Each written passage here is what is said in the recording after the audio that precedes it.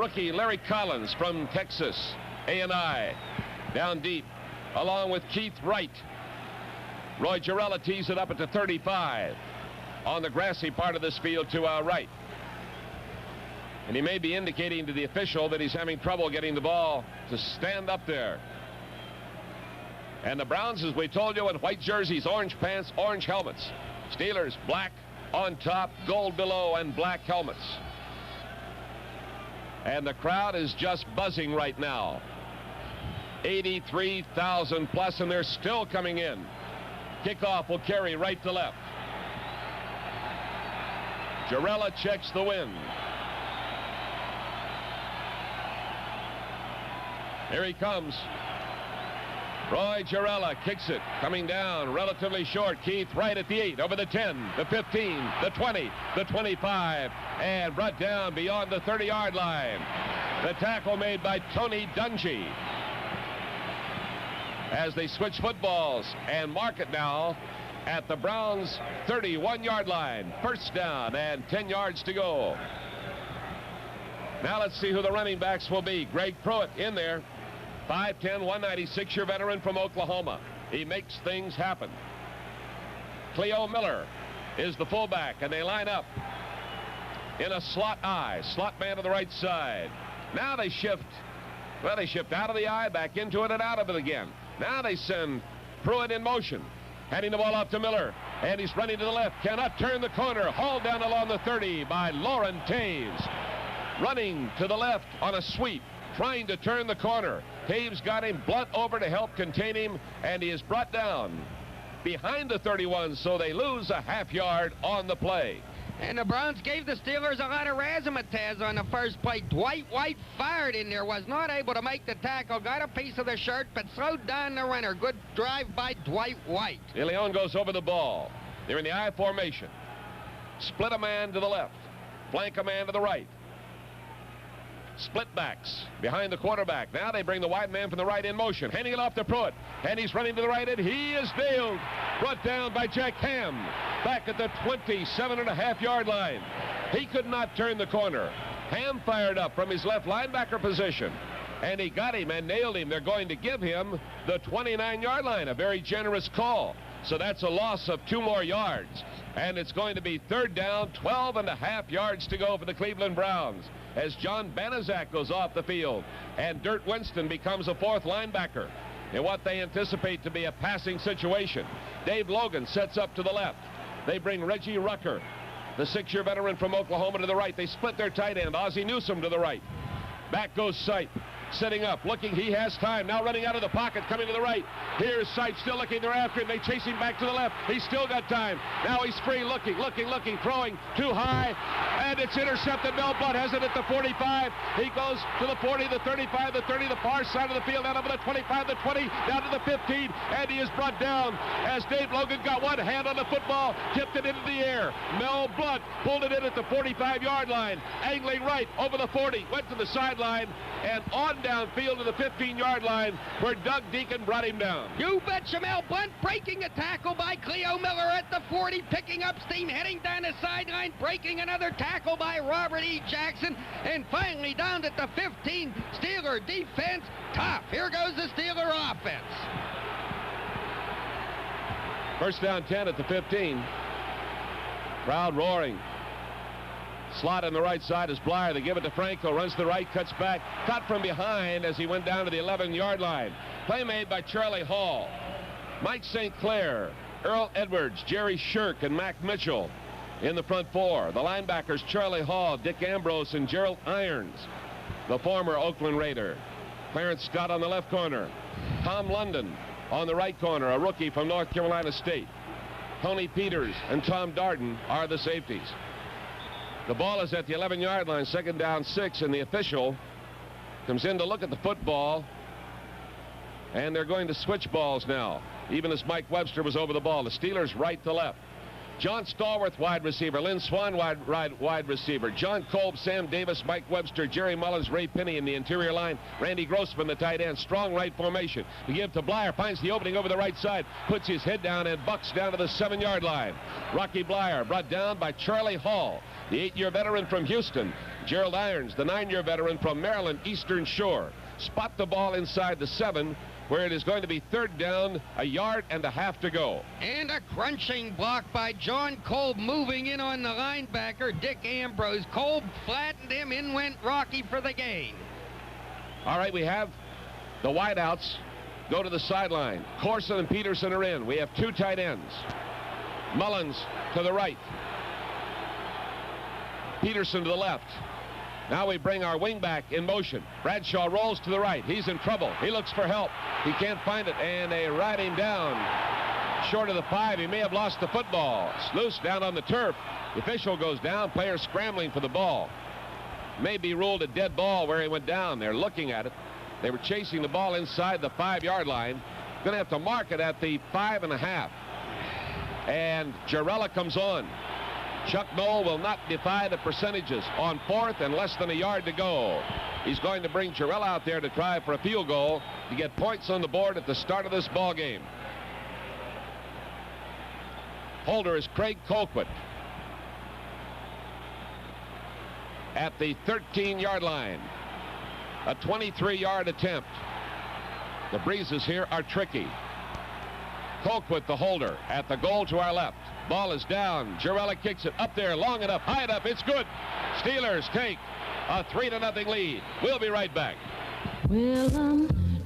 Picked off a pass at the Browns' 47-yard line and took it down to the 15. A 3rd down play seemed gummed up as Bradshaw was nailed short of the sticks. Okay, the Steelers have the early lead, and here's Jack Fleming.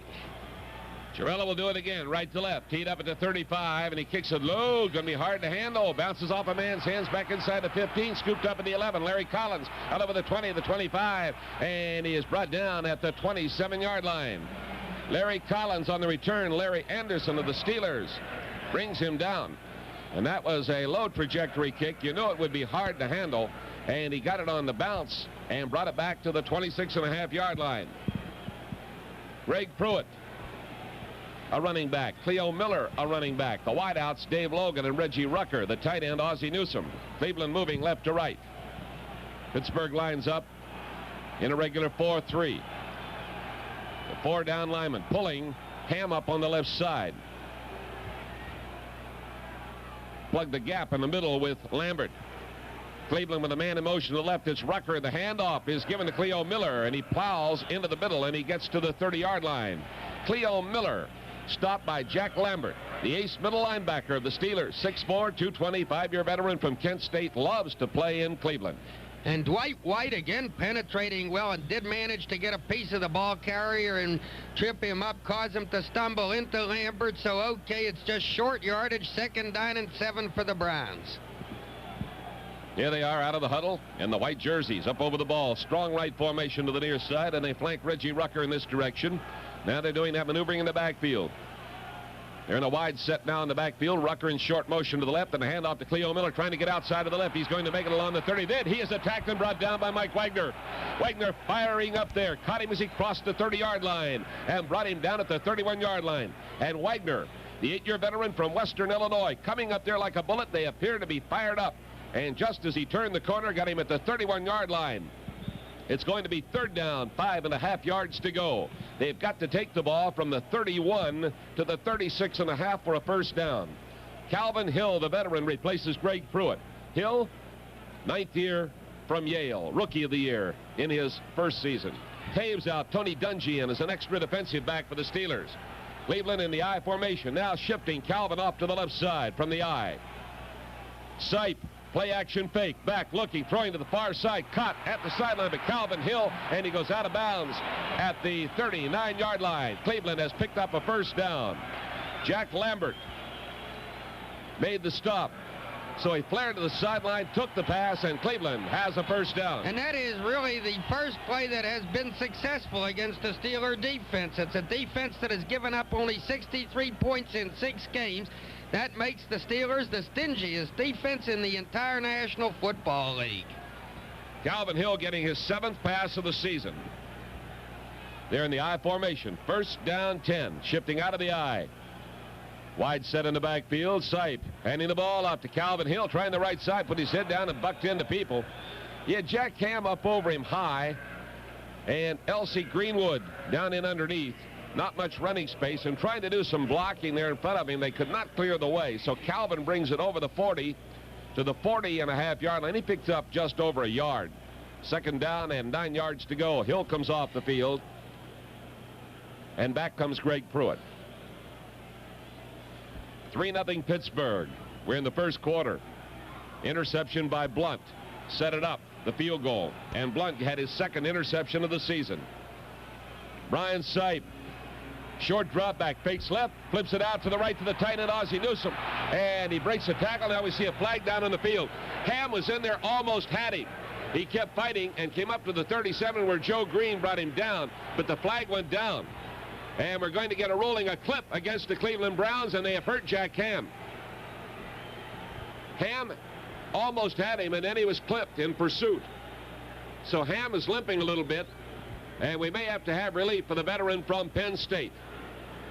Clipped on the near side of the field by the Cleveland Browns. It's declined by the Pittsburgh Steelers.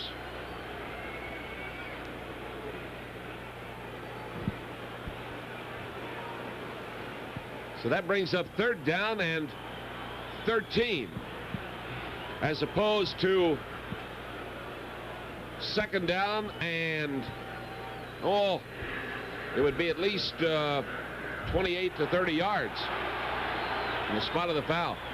So Ham is being helped off the field by Ralph Berlin, the trainer. He just came off an injury last week, and he is injured on a clip. Replacing him, Robin Cole, the 2nd-year man from New Mexico. Well, it's a shame because Ham had been playing awfully well in the opening minutes of this ball game, and he did have an injured groin that had him on his shelf until last week. And one concern was that he might not yet be 100% today, but he was playing like he was. But now he's out of the ball game, and here are the Browns with 3rd and 13 at their 36. Dungy is in there as an extra defensive back. They set up the nickel defense. The Browns shift into the I and out of the I. Brian Sipe on a long count takes. Here's Sipe back there looking in. Lets it go out to the right, and it is caught on the near side of the field. Complete. Mike Wagner comes over to make the play at the sideline, but it is ruled complete. Caught by Dave Logan at the Steeler 43.5-yard line. One of those close sideline calls. But he brought it down, and the Browns have advanced to another first down. So Sipe is now 3 for 4. He threw 1 interception. And we have 8 minutes and 53 seconds remaining in the first period. In case you joined us late, the Steelers leading 3-0. They break out of the huddle, sending Dave Logan to the far side. Reggie Rucker's in the slot out there. Tight end is Ozzie Newsome. Strong right formation. Ryan Sipe is the quarterback, and Sipe gives it to Cleo Miller. He's nailed, fumbles it, and Sipe picks it up. He fumbles the ball, and the Steelers have it. How about that? Cleo Miller fumbled it. Sipe picked it up. He was hit by Joe Green. He fumbled it, and Donnie Shell recovered it, and the Steelers have it back at the Cleveland 48-yard line. 2 fumbles, the second one lost. Yes, and the second one after Joe Green had caused the first fumble. The second one was caused by L.C. Greenwood, who belted Brian Sipe after he had picked up the football. Steelers football continues after this timeout. Word comes up from the press box that Jack Ham has a hip injury. They'll fill us in a little more in more detail when they get more detail, but he is being treated along the Steeler bench by Steeler trainers. All right, the Steelers have the ball in Browns territory at the 48 following a wild and woolly play. A fumble by the Browns that eventually was recovered by Donnie Shell. Here go the Steelers after another score.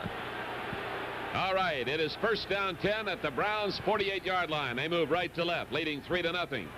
Terry Bradshaw, the quarterback. Gives it to Rocky Bleier, driving over the right side and coming across the 45 near the 44-yard line. The movement in the backfield with Franco coming forward, and Bleier set to the left, came behind Franco to take the handoff. Mike St. Clair and Earl Edwards make the tackle. They'll spot it at the 44.5-yard line, where it's going to be second down, 6.5 yards to go. Tony Peters is in there at left corner. Oliver Davis has entered the ball game. Lynn Swan in the slot to the left side. John Stallworth wide in the same direction. Split backs, Harris and Bleier. Bradshaw back, looking, and they come after him. Steps to the left, fires the bomb downfield. Stallworth looking for it, and it is tipped and broken up. Great play by Oliver Davis. Went with Johnny Stallworth step for step. And Myron, you'd have to say, just made a beautiful defensive play because the pass was on the money. Stahl was there, and Davis covered him. Swell play, almost an interception, as a matter of fact. The Browns not taking their chances with Tom London against Stallworth. Tom London being the rookie whom they had indicated would be in there for the injured cornerback, Ron Bolton. But as we saw, it was Oliver Davis who's come off the shelf. He had a dislocated elbow. He's come off the shelf and handled Stallworth nicely. Third down, 6.5. The ball inside the Browns, 45 by inches. Mike Webster goes over the ball, turns, says something to Bradshaw. Now they're ready. Slot right. Wideouts both ways. Bradshaw back, runs out of the pocket, then he drills it down the field. Pulled in by Swan at the 28. They come after him and bring him down at the 27-yard line. Swan came down, made his cut in sharply to the left. Dick Ambrose and Tom Darden bring him down, and Lynn Swan is on the board with his first catch of the afternoon. And Swan just murders the Browns. He does it every time against the Browns. Right now he's leading the National Football League in catches among all wide receivers. There's only a running back or two ahead of him. He has 31 catches on the season. First down 10 at the 27-yard line. Stallworth and Swan wide. Bleier shifts out of the slot left. Goes into a normal set. And the handoff to Bleier, and he's crossing to the left side this time and gets nowhere. So Bleier set to the right, crossing, coming into the left side of the line. Mac Mitchell and Gerald Irons team up to bring him down. And Rocky loses a half yard on the play. It's back at the 27 from the 26.5. Cleveland defensively. St. Clair, Edwards, Shirk, and Mitchell up front. Here is Bradshaw dropping the ball, picking it up. They're after him back there. They get him in the arm. His pass almost intercepted. They had him by the arm. He broke loose through, and Tom Darden had his hands on it inside the 20. Did not hold it. Ambrose and Hall blitzing came through, and were giving Bradshaw a hard time. He was going to Randy Grossman. But I think he was off balance. They had caught his arm, and then he threw quickly, and it was almost picked off. Call it incomplete. And count yourself lucky, Bradshaw, because that guy who dropped the interception, Tom Darden, has 5 of them this year. He's tops in the conference. T. Bell in as an extra wide receiver, and Bleier is out. 3 wide receivers on third down, 10.5 at the Browns 27. Single setback is Franco. Here's Bradshaw looking, rolling right. Franco's open, but he goes deep and overthrows. Swan was covered. I don't believe he saw Harris, because Harris had flared out of there and was good for the short reception, but he went deep and either overthrew to protect the ball or just simply misjudged where he was. But it's a long, incomplete one. Yeah, I kind of suspect he just got rid of it, dumped the ball, threw it where nobody was. But here's Girella on for the field goal attempt of 44 yards. All right, Colquitt holding at the 34-yard line. It will go straight down the middle. Girella with a win factor here today. The ball is down. Girella kicks it. Long enough, high enough, good! 44-yarder for Roy Girella. And the Steelers take a 6-0 lead over the Cleveland Browns. We'll be right back. It's left in the first period and some odd seconds, and the Steelers with the 6-0 lead. Right to left, Girella will kick off. Collins and Ryder deep for Cleveland. And Girella has it high, into the wind and down at the 7. Taken by Wright. Out over the 10, the 15, the 20, the near side, the 25. Brought down as he crosses the 25 by Jack Delaplane. Good to see number 35 from Salem College back in the black and gold again. Signed up this week, back into the special teams activity, and ready to prepare himself to work as a running back when needed. Brought him down at the 27-yard line. Jack Delaplane. Also added this week, Jim Mandich to back up Randy Grossman at tight end. Cleveland moving left to right. First down 10. Browns at their own 27-yard line. They're shifting in that backfield. Now they come out of the eye. Sight, quick pitch left side. Cleo Miller has the blockers, plows into him, can't make the 30, gives ground, brought down back around the 25-yard line.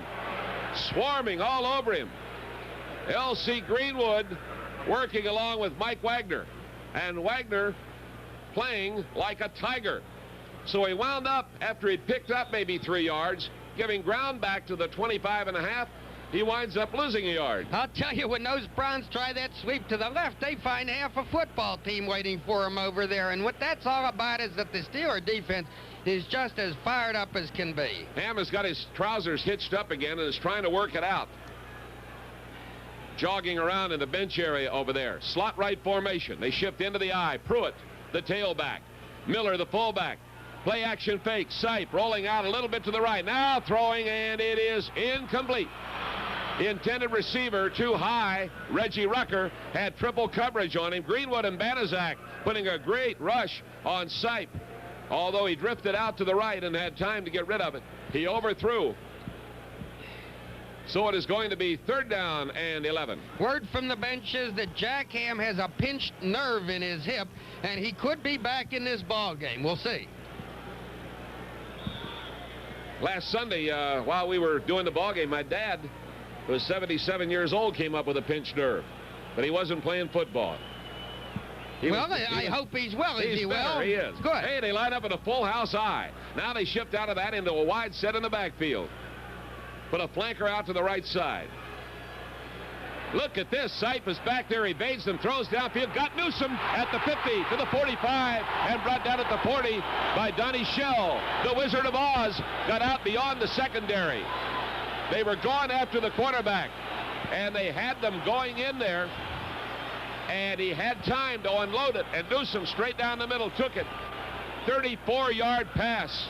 First down. And they burned him on the blitz. Yeah, Mike Wagner was safety blitzing, and Calvin Hill picked him off at the last second, dumped him, and so Sipe was able to nail the Steelers down the middle. Mike Wagner having been, as it turned out, in the wrong place at the wrong time. At the Steeler 40. First down 10. Browns flanker left. Split end right, pitch back, goes to Calvin Hill, back in there, waits over the right side across the 35, and down inside the 35 to the 32.5-yard line. Donnie Shell made the tackle on big Calvin Hill, who goes 6'4", 227 pounds. 8-yard gain on the play. Second down, 2 yards to go. Cleo Miller comes off the field. So the Browns have moved into a threatening position. Mike Pruitt is in the backfield. Third-year man from Purdue. Man in the slot to the left. Flanker set to the right. Calvin Hill's over in the slot. Now the Hill shifting into the backfield again. And the give is to Pruitt. This is Mike Pruitt charging into the middle across the 30. Has a first down at the 29.5-yard line. L.C. Greenwood and Robin Cole made the tackle. 4th first down for the Browns. We'll be back after this pause on the Steelers Football Network. Get rust-proofing backed by a 5-year repair warranty on all new vehicles. Get Z-Bart rust-proofing. Z-Bart. It's us or rust. WTAE, Pittsburgh. Cleveland Browns crowd coming alive. Deacon, Sullivan, rather Deacon and Shepard on the left side of the line. Jackson and Darrow on the right side. DeLeon is the center. And the give is to Calvin Hill. Breaks a tackle at the line of scrimmage. Got away from Jack Lambert and struggles through for short yardage. John Banaszak makes the tackle, and they will mark it at the 26-yard line. Lambert almost had him at the 30. He slipped away, And Banaszak, the 4-year veteran from Eastern Michigan, made the stop at the 26. So it's a gain of 3.5 yards. Second down, 6.5 to go. And the Browns on this drive getting a little bit of blocking as their offense gets fired up. They're moving at the goal to our right. Line up in the I formation. Pruitt is the inside back. Pitch back. Calvin Hill. Sweep to the left side. And they cannot take them out. They nail him. Brought down across the way by John Banaszak and Lauren Taves. Crowd is booing Robin Cole, who came firing up there, but he went diving over the pileup. He did not go on anybody. He just went diving over top of them. And they give him, what, a scant yard on that play. Lauren Taves doing a great job of fighting off a block by Mike Pruitt. If Pruitt makes the block, that play goes. But he fought it off and slowed the play down so that Banaszak was able to drag down the ball carrier. I said a yard. He lost 2 yards. Get it straight. Back to the 28. Third down and 8.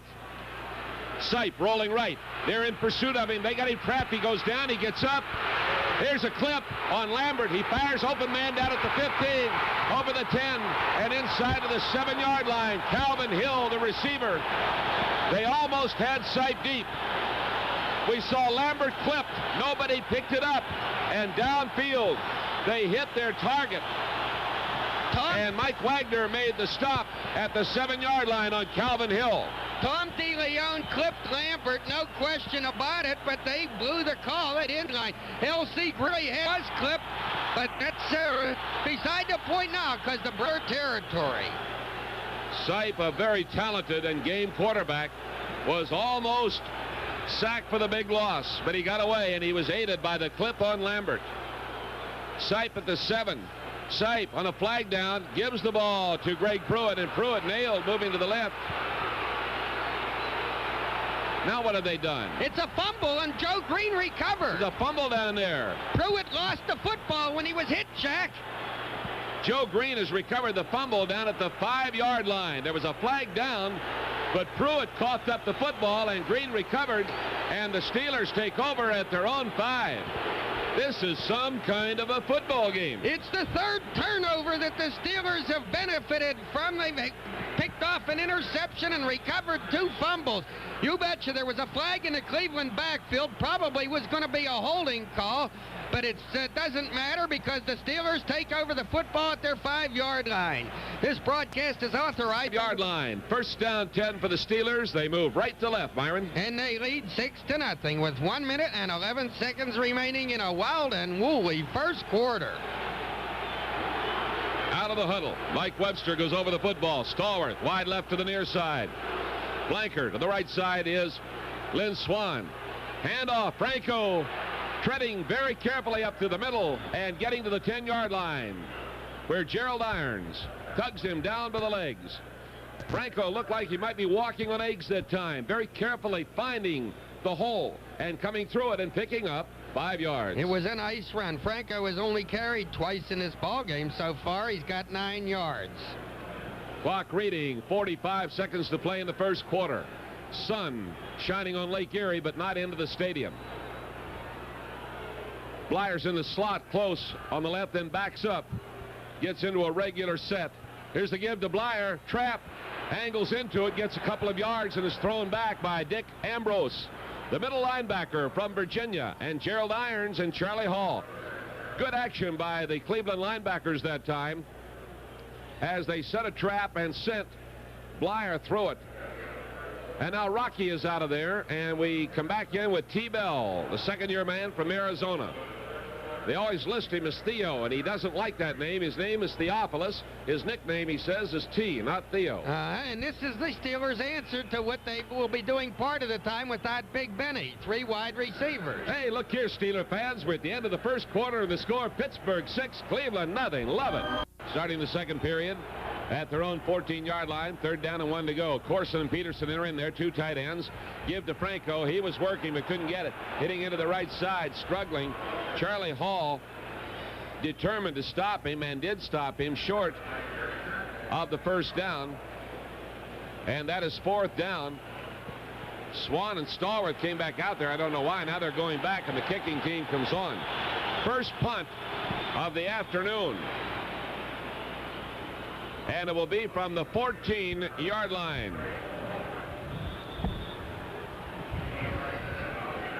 Wind is tough, and I can't tell exactly which way it's blowing. Colquitt standing at the 1-yard line.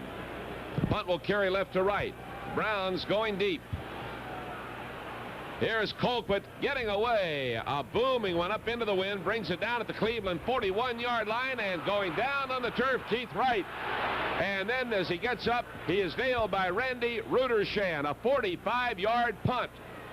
And he went down on a knee and then, of course, got up as he can. But Rudershan, the great rookie from Pitt, and I mean he is great on special teams activity, came down and nailed him. He got a half-yard return on the play. Reverse on the punt return, so they'll put the ball in play at their 39-yard line as the sun comes out, breaks through this heavy these heavy clouds that we have, and it's a nice day. Sending Cleveland back, the main scoreboard clock is not operating with the other field clocks. They read 9:45 to go, and the main scoreboard clock is 6.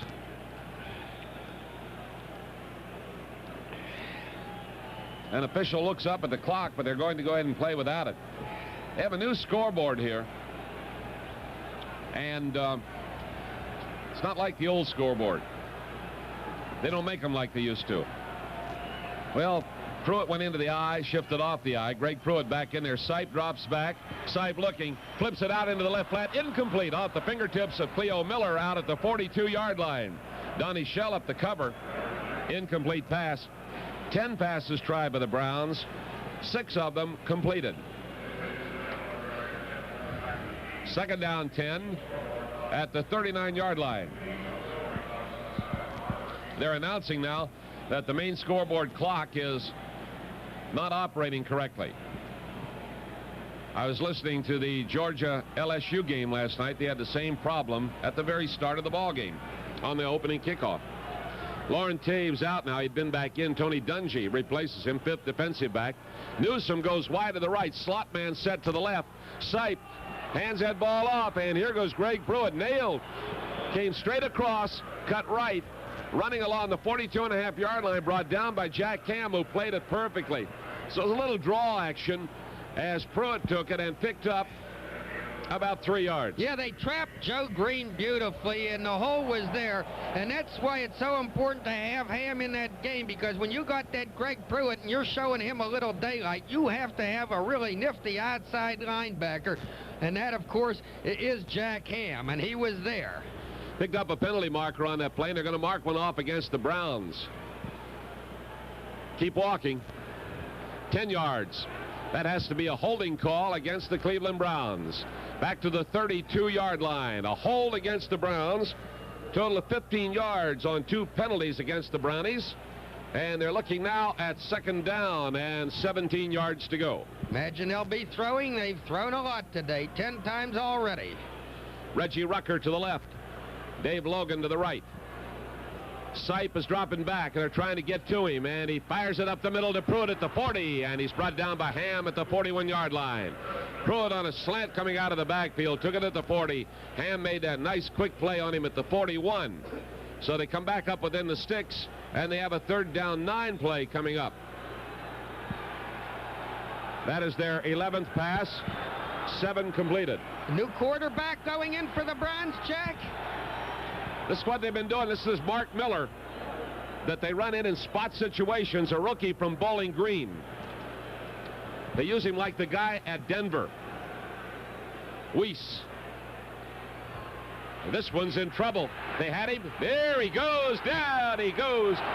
Being chased around. He ran into the open arms of Jack Lambert. Lambert says, I love to hug you on the turf of the Cleveland Stadium. And down goes Mark Miller at the 36-yard line, the first sack against the Browns. They spot him on certain situations like, what's his name? Norris Weiss? Norris Weiss. Norris Weiss, yeah. Norris Weiss. He's right up in bed now, Norris is. Johnny Evans in punt formation, rookie from North Carolina State, standing at the 21-yard line. Rudershan and Bell downfield for the Steelers. Punt right to left. High, hangs it well. Let's take a fair catch. Nope. That's T-Bell at the 30. And he's in trouble at the 34-yard line. T-Bell brought down by Clay Matthews, aided and abetted on that play by Ricky Feature. And the Steelers have it at the 34-yard line, a 34-yard punt, 4-yard return. With 12 yards on 8 running plays combined. So you can see from those figures that the Steelers are not making the blocks. Give the Browns defense credit. This is an emotional game, and the defenses do get fired up, but the Steelers have got to get nifty and start cracking something open. Green Bay leading Seattle 28-0 in the second period. It is first down 10 at the 34.5-yard line. Terry Bradshaw quarterbacking. He's back there, and he rips it up to the 45-yard line. Randy Grossman had hooked and was kneeling at the 45. Measured for the first down perfectly. Tony Peters put the grab on Grossman, and that's the first time they've gone to their tight end today. Second catch out of 6 passes, and Randy Grossman is the receiver. And on the season for Grossman, that will be his 4th catch. First down Pittsburgh, only the 3rd of the afternoon. At the 45-yard line, moving left to right. Bradshaw again has time, pumps, holds it, then fires, and Grossman, great catch at the 46, is over the 45 and down to the 42. Some kind of action by Bradshaw. There's a flag down back there, either holding or roughing. Mac Mitchell attacked Bradshaw back there. Grossman made a sensational catch. If you're looking at it and listening to us, you saw Bradshaw maneuvering in great passion. He completed it to Grossman. They're marking off 15 more from the 41 down to the 26, roughing our passer. Yeah, that's the call, you betcha. And as Jack told you, a great catch by Grossman. Bradshaw ducking and dodging in the backfield. Perhaps a little tempted to run with the ball, but he spotted Randy open in front of Tony Peters, and he went high into the air to make that catch. So the Steelers at the 26-yard line of the Browns. First down 10. They move left to right. Out of the huddle. Kolb, Davis, Webster, Mullins, Penny, interior line, Grossman, the tight end. Blyer in the close slot on the right side in the wing position, giving it a double wing look. They play whistle dead as Bradshaw started his handoff. Flips it out to Stallworth. Stallworth is hugged out there by the defensive back, Oliver Davis. They got a call against Pittsburgh. Must have been too much time. He had taken the snap as the whistle was blowing and was here to be either faking or giving a handoff. This brings it back to the 31, and now we get the official determination. That is delay a game. So a 5-yard penalty, the first one against the Steelers, takes it back to the 31-yard line. Out of the huddle, Stallworth wide left, Swan to the near side. Split backs, Blyer and Harris. Quarterback is Terry Bradshaw. Gives it to Blyer, slashing over the right side, along the 30, inside the 30, the 25, to the sideline at the 20, and down at the 18-yard line. Clarence Scott made the tackle. Rocky Blyer. And let's see where we are. We're at the 18.5-yard line, second down, 2.5 to go. Let's pause for station identification. Nothing is as good as Z-Bart rust proofing. That's why Pittsburgh area Z-Bart dealers give you a 5-year repair warranty on all new vehicles. WTAE, Pittsburgh. Strong right formation. Give us to Harris. He's in trouble in the middle. Scooted up there and wanted to make a cut. Mike St. Clair met him straight up. And Harris will lose about a half yard to the 19-yard line. It's going to be third down and 3. I asked Blyer in an interview this week, who's going to win the Pitt Notre Dame game? He's a diplomat. He talked for 3 minutes and didn't say anything. So finally I said, well, who's going to win the game? He says, Notre Dame, of course. Well, he is an old Golden Domer. Yeah. His loyalty showed through finally. Got Blyer and Harris in the backfield. Corson and Peterson in, 2 tight ends. Give is to Franco, and he's nailed again. Great Cleveland defense. No question about it. He was coming off the right side. Charlie Hall, Dick Ambrose, and over there also Clarence Scott is a key man. And it's at the 19.5-yard line. Boy, this wind is something. A little while ago, it took all of the Cleveland radio crews' cue cards and blew them right out the front. They're over next door to us. They're not going to try a field goal, Jack. They're going to go for it on 4th and 3. I think probably he's looking at this wind and figuring it's too tough. I suppose. All right, 4th down and 3. They have to make it to the 16-yard line. Close slot right formation. Cleveland with 4 down linemen. Bradshaw in a long count. Now the flag comes. Bradshaw was trying to pull him offside, using a tricky call and attempting to pull him offside was unsuccessful. They take a 5-yard penalty, and on comes Girella. So that was the maneuver. Bradshaw trying to use a tricky count to pull him offside and get 5 yards for the first down. It didn't work, so you take the 5-yard penalty. And Girella will be attempting a field goal from the 32-yard line, a 42-yard attempt. Colquitt is the holder. Girella has had 2 today. He's had a 23-yarder and a 44-yarder. This is a 42-yard attempt. Wind a little tougher at this end of the field, I believe. Ball is down. Girella kicks it. It is blocked. Girella picks it up and goes down at the 30-yard line. Jess Turnbow and Mickey Sims firing in there, and it was blocked, and Girella covered it at the 30. Yes, I believe it was Earl Edwards who blocked it. I'm not positive, but I think so. He was in the middle there with his hands up. So in any event, the Browns stop the Steeler drive and take over the football. I was really anxious to see if Girella could hit yet a 3rd field goal, because, you know, he's used to kicking on artificial turf. He's been kicking on grass today, and of course did kick 2 field goals. Wanted to see him make it 3. Sipe is back and looking, letting a long one go down to Newsom. Broke it up beautifully at the 50-yard line by Lambert. Boy, did he play that one. Newsom had some breathing room. Shell was behind him, and Lambert came over in front and tapped it away, incomplete.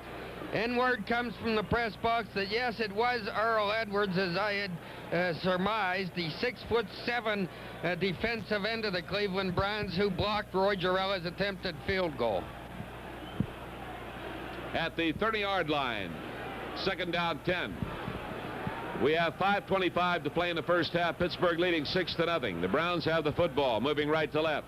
Brian Sipe drops back, fires long downfield, and it is caught on the far side. Pulled in by Reggie Rucker at the 48. Goes down at the Pittsburgh 45.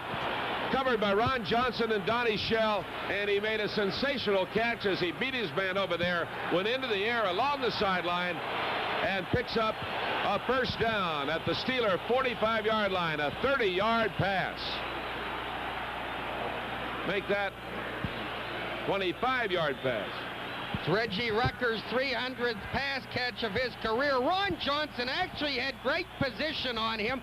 The ball, I think, was underthrown just a shade, so that Rucker was able to lean back and leap up and make a terrific catch, but Johnson was covering him well. Sipe drops it off to Cleo Miller. Miller running to the left, and he is brought down along the 44-yard line.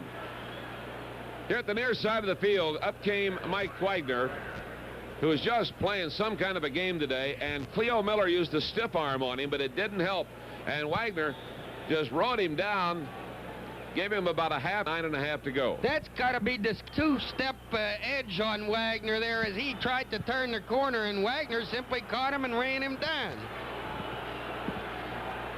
All right. Cleveland, 2nd down, 9.5. Sipe back there, fires to the far side, and Newsom goes up, and he can't get it. Deflected over there by Ron Johnson. Make that Logan, not Newsom. Logan is the back of his jersey pretty well obliterated with dirt. We have a penalty marker down back at the previous spot against the Cleveland Browns.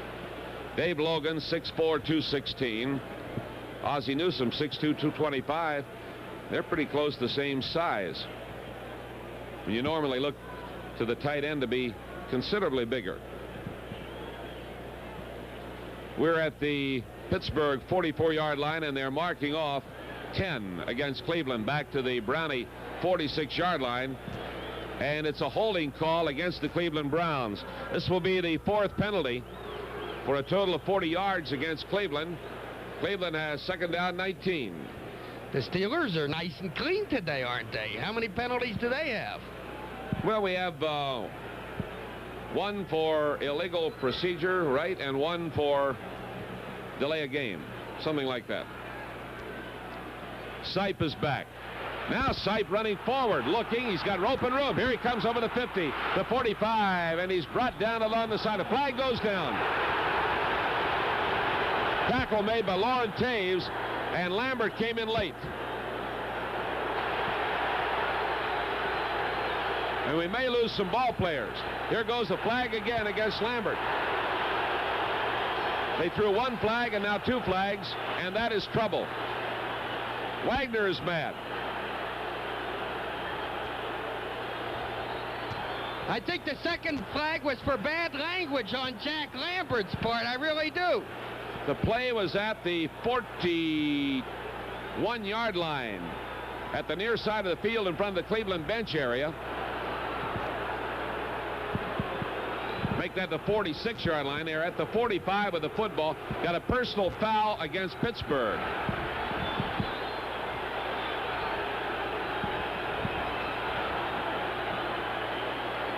They're getting their heads together. It's going to be 30 yards, I think, altogether. There is some confusion. So the hit was made originally at the near side of the field by Lauren Taves. Lambert got there late. That was the ruling. Late hit. Then in the argument that ensued, a second flag went down. From the 45, they're marking off 15 down to the 30. I think we're going to get 15 more.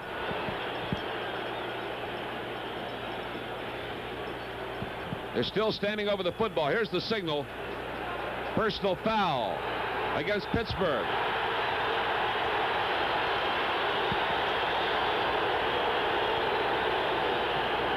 Now they're still standing over the football. Lambert's leaving the field. Has he been thrown out? Lambert has left the field.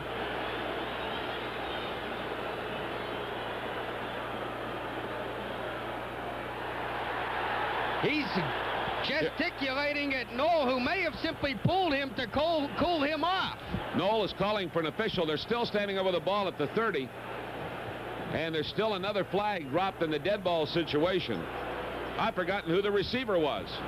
No, it was just Sipe running with the football. Sipe running with the football. That's who it was. It's been a year ago since it happened. No, Noah's over there talking with Pat Haggerty, the referee, and jawing at him. And Lambert is right into it, too. Why did you have to point out that we hadn't had any penalties? Yeah. That was only a minute ago. I'm sorry. I'll seal my lips with adhesive tape, but the Steelers may have lost Lambert. I don't know. Boy, they're having a great argument. I still think there's another. Nope. That's all. Thank goodness for that. First down, Cleveland at the 30. Well, they dropped the second flag on the debate.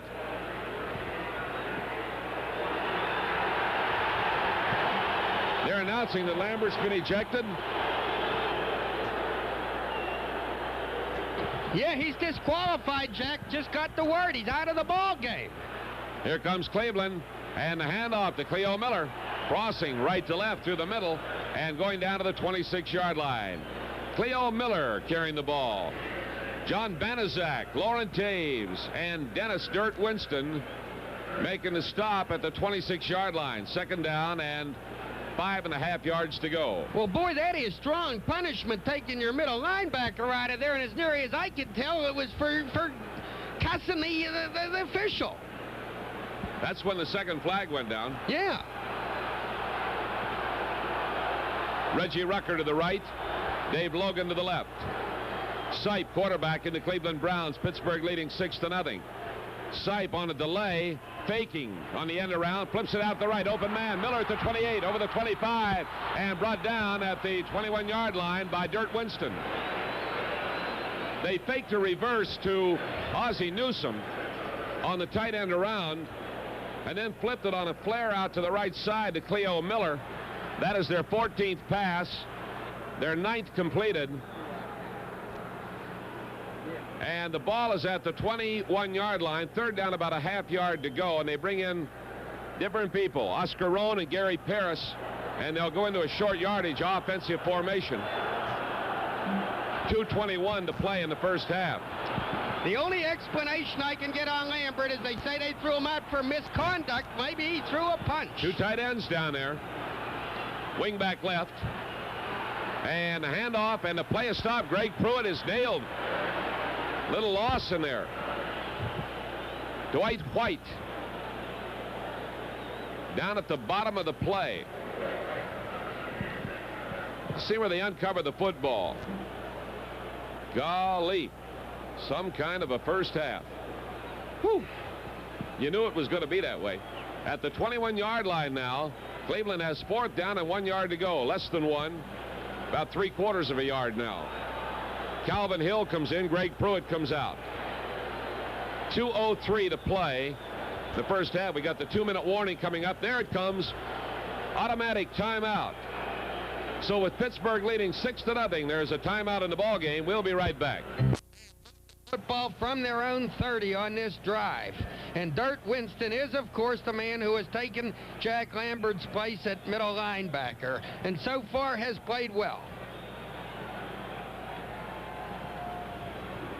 Cleveland at the 21, 4th, about 3/4 of a yard to go. Browns in an I. Cleo Miller and Calvin Hill in the backfield. 2 tight ends shifting off the I. Wing back right. Uh-oh, Steelers come across. George Beeler moved. And the Cleveland Browns are caught for illegal procedure.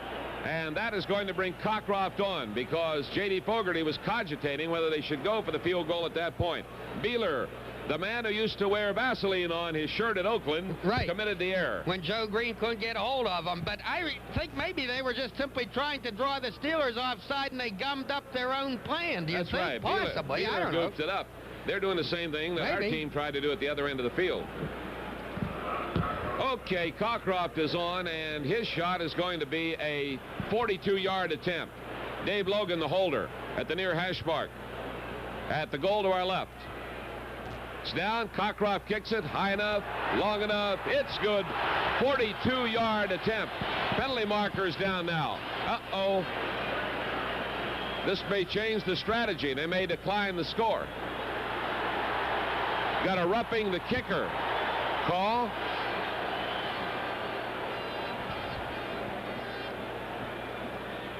Now let's see what the judgment is. They're calling the Browns back out on the field. They want a captain to talk to. Take the option. Either you take the field goal, or let's see exactly what the call will be. It's been explained to their captain. Now they're going to give it to us. Randy Rudershan is the guy the penalty is against.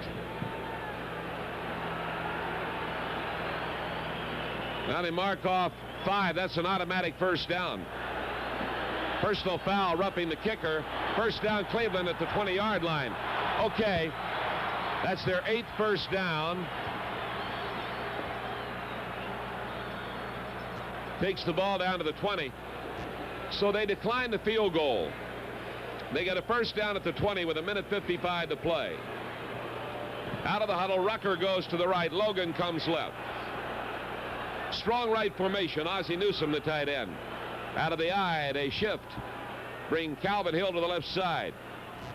Give it to Hill. No, they fake. Give it to Newsome on the end around, running to the left. He's crossed the 20, caught by the arm, and thrown out of bounds by Lauren Taves at the 17-yard line. An inspired effort by Lauren Taves in pursuit of Ozzie Newsome. Just sensational, because Taves was being blocked by Robert Jackson, the pulling guard, and he would have no part of it. And it was a tough stop to make, too. He had to lunge out and grab him by the shirt after fighting off that block. So that was a great play by Taves. A gain of, let's say, 2.5 yards.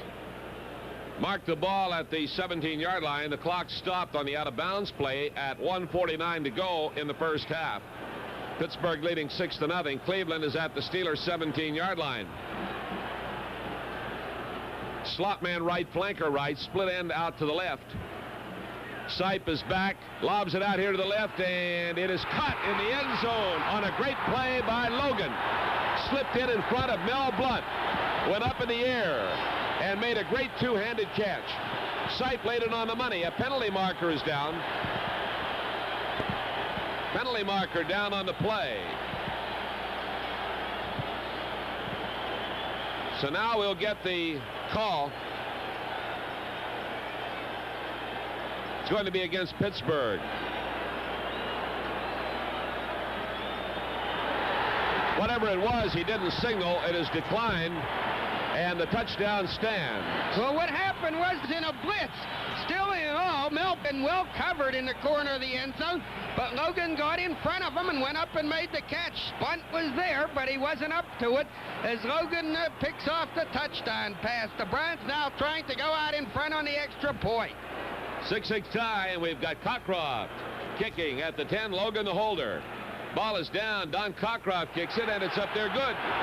So the Browns have taken a 7-6 lead on the catch by Dave Logan. The 6'4", 216-pound wide receiver from Colorado. And he showed the advantage of his size and his height that time as he used them on Mel Blount and went high up in front of him to make a two-hand overhead catch. Yes, he's a basketball player, he is, and he did just that, as Jack told you. Say that the Steelers, you look at them on paper, they're so much better than this team in practically every department, and yet you put these two teams on the same field, and the emotions are high, and the Browns right now, consequently, have taken a 1-point lead, 7-6 with 1:44 remaining in the second quarter. The Steelers, of course, during that Browns drive, being victimized by penalties or victimizing themselves, if you want to put it that way. There was the 15-yarder for the late hit by Lambert and the subsequent argument that saw Lambert being thrown out of the ball game. Severe punishment indeed. And then the Browns taking a gamble when they rejected the field goal that Cockcroft had successfully made and taking the penalty that gave them the automatic first down. That was a gamble for sure on the part of Sam Ratigliano, the Cleveland coach, but it paid off, and the Browns lead, and they're going to be tough, it looks like. Larry Anderson down deep for the Steelers. Cockcroft will kick off right to left. T-Bell and Jack Delaplane wide down deep.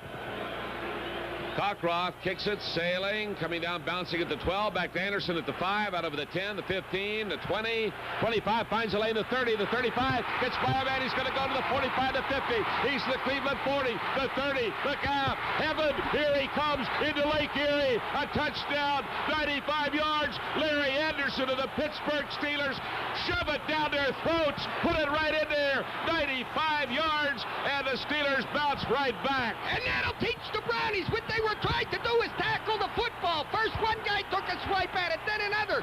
Maybe they remembered that in overtime a couple of weeks ago in Pittsburgh, Anderson had fumbled a kickoff return, but the ref didn't call it, and consequently the Brownies lost that game in overtime. Maybe they remembered that because as he sailed up the middle, they were stabbing at that football instead of stabbing at Larry Anderson, and he galloped 95 yards, did the rookie, for a touchdown. Girella will try for the point after at the 10. 1:30 to play. Boy, a lot has happened in 2 minutes, or less than that. Girella kicks it. It's good. They had a man sailing in there, made some contact. Oliver Davis, the official, looked at him and then decided not to do anything. So Girella adds the point. Holy mackerel. Larry Anderson, a rookie from Louisiana Tech. And that is the alma mater of Terry Bradshaw. 5'11", 177-pounder. Well, let's see what the record book says. I do believe that's a Steeler record. Lynn Chadnoy. No, wait a minute. I'm on the wrong place. Why don't you look for Tom the Bomb Tracy? Longest kickoff returns. Don McCall, 101 yards against the Mini Vikes in 1969. 96 yards by Billy Wells in 1957. So it's the third longest kickoff return in Steeler history. I don't remember the one by Billy Wells, but when you're around this game, you learn something new. Yeah, but of course they went in and got a touchdown anyhow. Yeah. So it really is all academic. Yeah. Well, Cleveland will kick it off right to left, and that is Cockcroft set to do it. And we have Larry Anderson down deep. The last time they kicked off to him, He came back 95 yards. Jack Delaplane and T. Bell are the wide men. Cockcroft kicks it high, straight down the middle. Anderson at the 5 again. Up over the 10, the 15, cuts to the outside, and he's caught at the 18, breaks a tackle, running back in the other direction. They got him back at the 13-yard line. A flag down, another flag. He was up at the 18, broke a tackle, and came back at the 13, and finally was corralled by Tom London along with Gary Paris.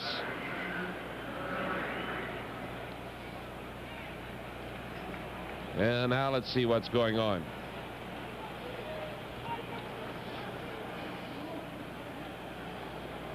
Officials have their heads together. Personal foul clipping against the Steelers. That's the call. And that's going to cost Pittsburgh a little bit of yardage. But the light's on here this afternoon, even though the sun is shining through quite frequently.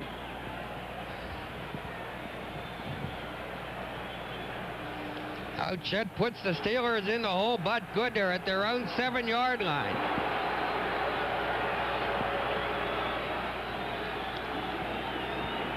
Half the distance to the goal line. 1st and 10 at the 7. Steelers moving left to right. Bradshaw, the quarterback, drops back into the end zone and fires block coming out of his hand. It appeared that Mac Mitchell may have got a hand on the football, and again might have been Jerry Shirk. Bradshaw dropped back into the end zone and was going to the far side of the field to John Stallworth, and as the ball came out of his hand, now let's see what happens. Cocks his arm and throws, and the ball was tapped upfield a little ways. Gerald Irons, the linebacker. And Jack, the clipping call was on 2 players, Cole, Robin Cole, and... Here's a handoff to Franco. Breaks over the left side and brings the ball over the 10 up to the 11-yard line. Gerald Irons on the tackle. And Sam Davis. They were both called on that for clipping on that kickoff return. Cleveland hustling Ricky Jones out on the field. He is a second-year man from Tuskegee. Earl Edwards comes off, and they get an extra defensive back in there. 3rd down and 5. 3 wide receivers for the Steelers. Bradshaw drops back, flag on the play. Bradshaw's in trouble, and he's thrown down by Mac Mitchell. Sacked back at the 2-yard line. Penalty marker down. Bradshaw sacked back at the 2-yard line. Illegal procedure against the Steelers will be declined by the Browns. That is the 2nd sack against Bradshaw, and Craig Colquitt will punt for the end zone. Mac Mitchell sacking Bradshaw, and the Steelers are not able to get that offense moving. They're in trouble here. Keith Wright is the receiver up around the Pittsburgh 45.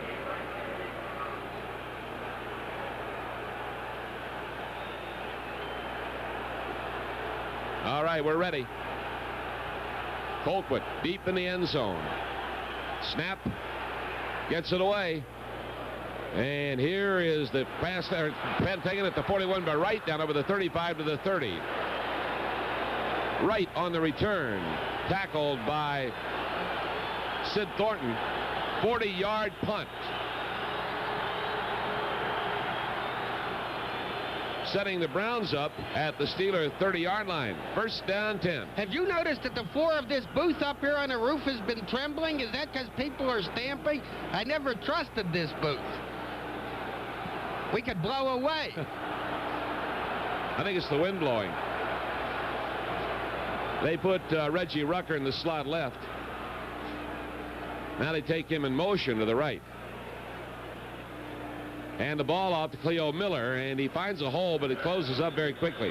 He ran into the arms of Dennis Winston, who caught him at the 28.5-yard line. He picks up about 1.5 yards, 2nd down, 8.5 yards to go.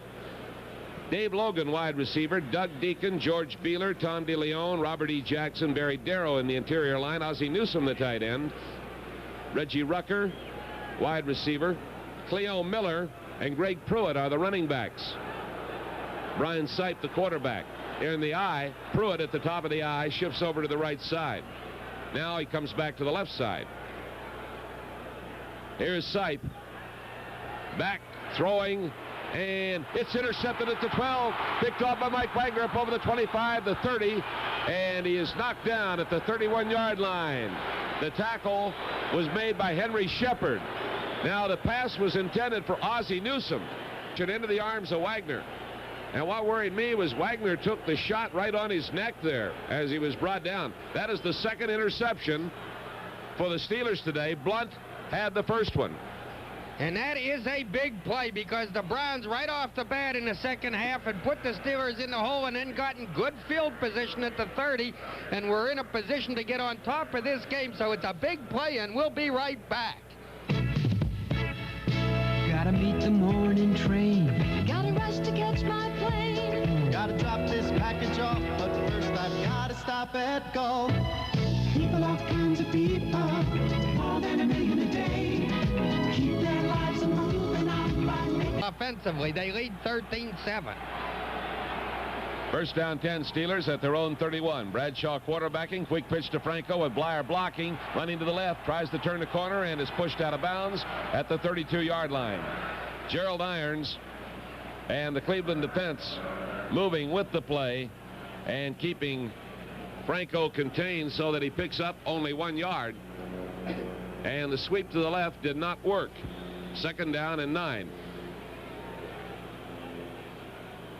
We just gave you the Cleveland offense. Let's give you the Pittsburgh offense. They're moving back and forth so fast you can't keep up with it. Kolb, Davis, Webster, Mullins, and Pinney in the line. Randy Grossman, the tight end. Give to Blyer, and Blyer, looking for an opening over the right side, has coughed up the football, and alertly it is recovered. Got away from Rocky, was stripped off of him, and firing over there was John Kolb.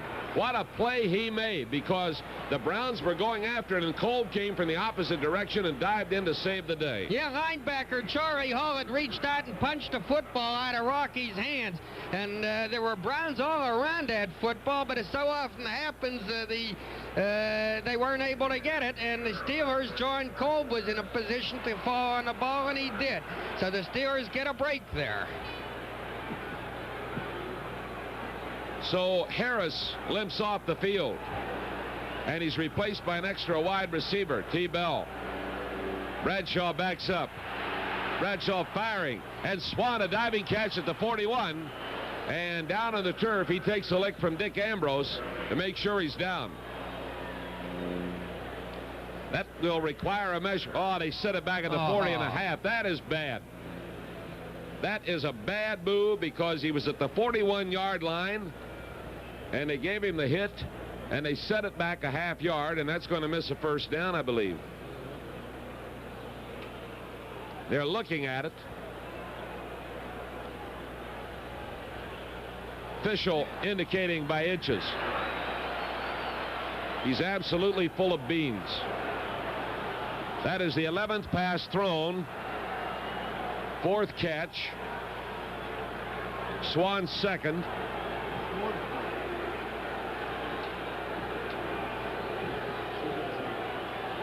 Inches away. And we're coming up with the 4th down play, I believe. Yeah, it is. Scoreboard is out to lunch. The guy is just now turning the down marker. Sidney Thornton in there in place of Franco. 4th and inches. Give to Blyer. Puts his head down and gets the first down at the 42. Tom Darden.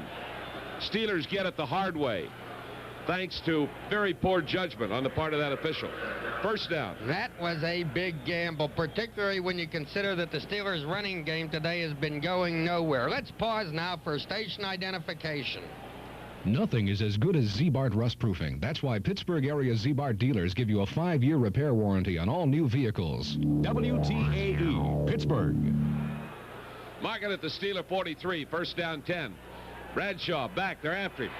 He jumps out of there, hit from the blind side, and fires to Swan, who can't hold it at the 50-yard line. Bradshaw took a tremendous lick from Mac Mitchell. Boy, Mitchell has zeroed in on Bradshaw all afternoon, and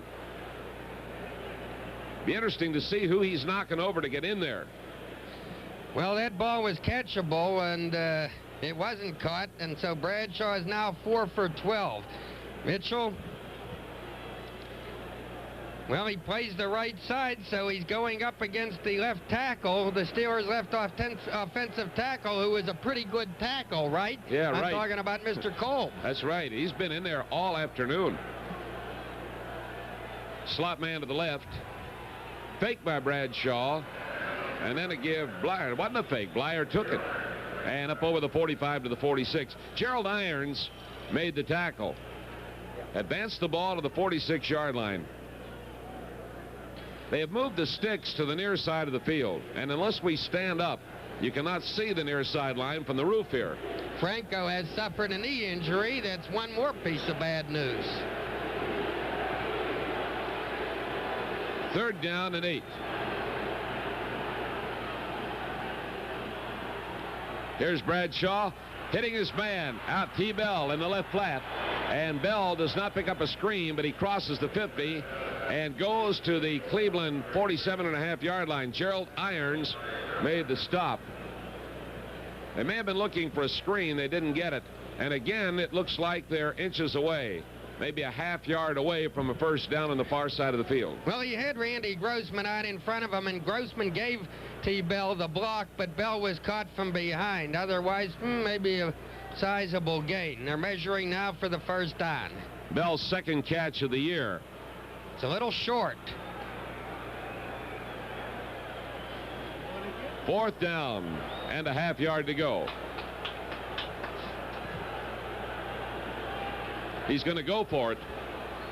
Isn't this odd when you think that on 4th and a half early in the ball game, he way down around the 6-yard line, he didn't go for it and took the field goal instead. This is a little longer one than the last time. Rocky went for about 2 or 3 yards, though. Let's see what happens. Harris is out of the game with an injured knee. Sid Thornton is in there, 2nd-year man from northwestern Louisiana. 2 tight ends. Grossman wing back to the right. Give Blyer to Thornton. Thornton lost his footing but kept his balance and goes over the right side down inside the 45 to the 43. Darden and Peters made the stop. As Sidney approached the line of scrimmage coming over the right side, his feet started slipping in that turf and it looked like he would go down. But with marvelous balance, he stayed on his feet and ran forward to the 43-yard line. And he, of course, is in there for Franco, and we just got word that somebody had stepped on Franco's knee. He should return to action. Good. Interesting conversation this week with Art Rooney Jr. We're standing out on the field watching practice, and he said, if you were to pick one player that this team would be hurting most without, who would it be? And I said, Franco. You stop and think in the backup situation. Well, you got to have a quarterback. Well, you've got Kruzik, and he's proven what he can do. Here's Blyer, slanting off the left side, goes to the outside at the 40, the 35, and thrown out of bounds at the 28-yard line. Across the field, Dick Ambrose and Tom Darden. And Rocky slanting to the left. Angling gradually outside, picks up a first down at the Cleveland 28.5. And got a blast of a block from the muscle man, Steve Corson, who's in that offensive line. Steve Corson, first-year man from South Carolina. Now, could Mullins be hurt? He's back now. Samoon is back in there. Slot left formation. Pittsburgh leading 13-7. Bradshaw backs up. Flips it out to the left, a little shy of Swan on a comebacker. Swan going down and coming back after he had curled outside, and it was underthrown just a bit at the 22-yard line. He was wide open. Peters and Darden over there, but not in time. That would have been a beauty. A little bit underthrown.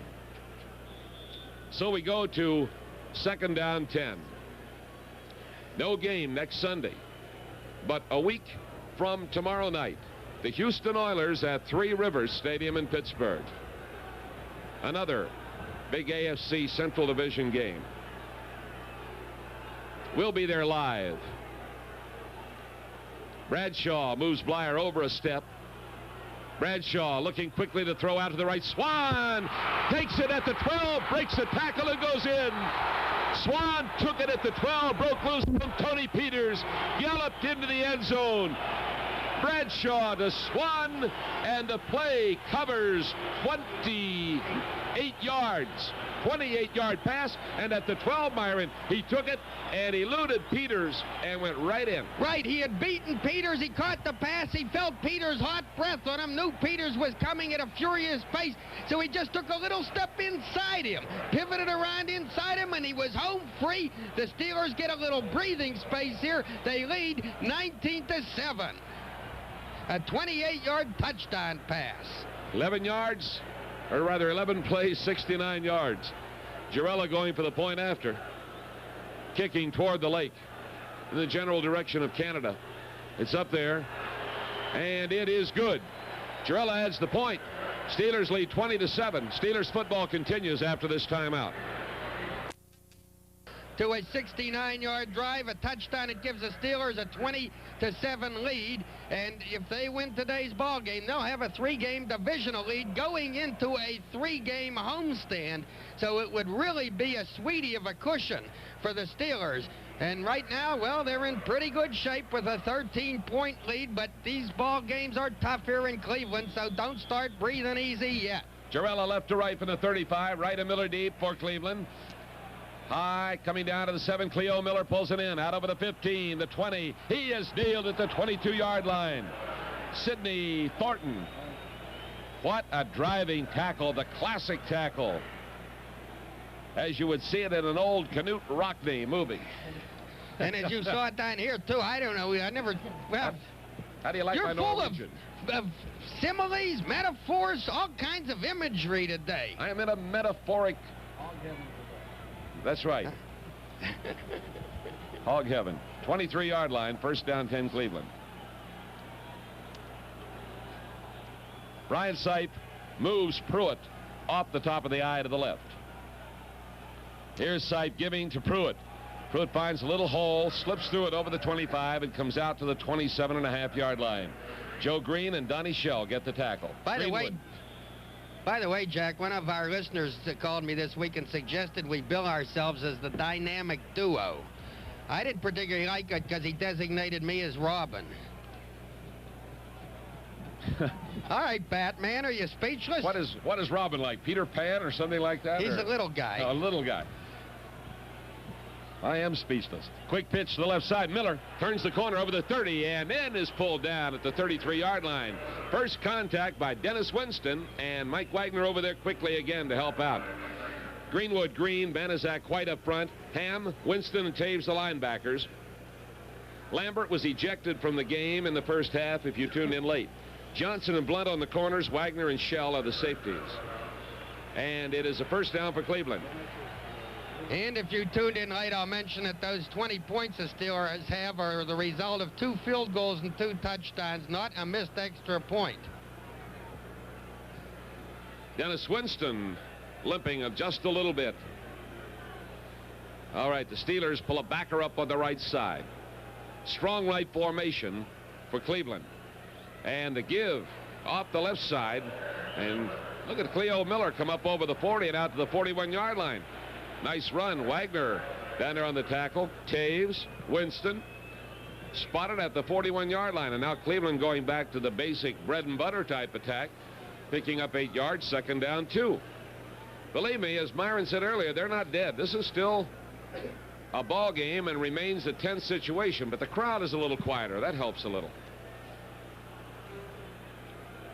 Second down 2 at the 41. Pruitt comes off the eye, shifting to the left.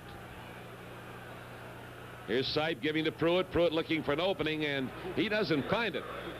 He was trying to get off the right side, and L.C. Greenwood delayed him. I mean, he really delayed him. He put him right down on the grass. So it's going to be third down and slightly over 1 yard to go. Dave Logan and Reggie Rucker, the wideouts. Ozzie Newsome, the tight end. Deacon, Shepard, DeLeon, Jackson, Darrow, the interior lineman. And now they're switching. Oscar Rohn and Gary Paris coming in to replace Logan and Rucker. They go into a short yardage formation. Calvin Hill is in there. 2 tight ends. Ozzie Newsome will play the wingback. And they're going to take a timeout. Sipe wants to talk it over. Timeout for the Cleveland Brownies. down on the field. They're trailing 20-7 in this ball game, and we're in the third period with 6:47 to go. Time out of the ball game. We'll be right back. Their 42-yard line. Look what has happened while we weren't noticing. A big ship has pulled in out here. We didn't even see it. There's been so much excitement. It wasn't there before? No, he wasn't there. You could see all the buses before. Looks like one of those big Russian trawlers. Trawler's the wrong word. It's probably a tanker. Lake Erie tanker. All right. Third down. Long yard to go. 2 tight ends. Oh, they moved. They moved. They were going for the long count, and that was on the right side. Barry Darrow moved. He moved, and that's going to cost them. Looked like their strategy was try to pull him off again, and they have done that twice, and each time Beeler did it before. So Darrow moved. That cost them 5 yards, and now they bring the wideouts back. And dashing on the field, Robin Cole collided with the official and almost went down. He's in there to replace John Banaszak as we go to 4 linebackers. Slot man right, double wing, wide, I formation. They bring Calvin Hill off the top of the I. Sipe again on the long count, takes this time, stops short, firing long on the near side, and almost intercepted. Boy, that was well played by Blunt as they were going on the near side for Dave Logan. And Blunt was with him. And Logan went over the top of Blunt and brought him down. And Blunt is shaken up now. At the near side of the field, the pass carried inside the 30-yard line, and Blunt had him out of position all the way. Well, the Steelers chose to pressure Sipe that time. They had the blitz on. They had Robin Cole blitzing and Taves faking a blitz. Now Mel Blunt is on his feet and being led off the field. He appears to be okay. He's walking nicely anyhow. So the Browns will face 4th down, and they will have to punt. All right, Johnny Evans, rookie from North Carolina State. He's had kicks of 18, 36, 34, and 40 yards. Standing at his own 23-yard line. George Perlis coming over quickly on the far side to check on Blunt as Dr. Paul Steele and trainer Ralph Berlin and Bob Miley walk off with him. Line of scrimmage is the 38-yard line. Randy Rudershan and T. Bell are down deep.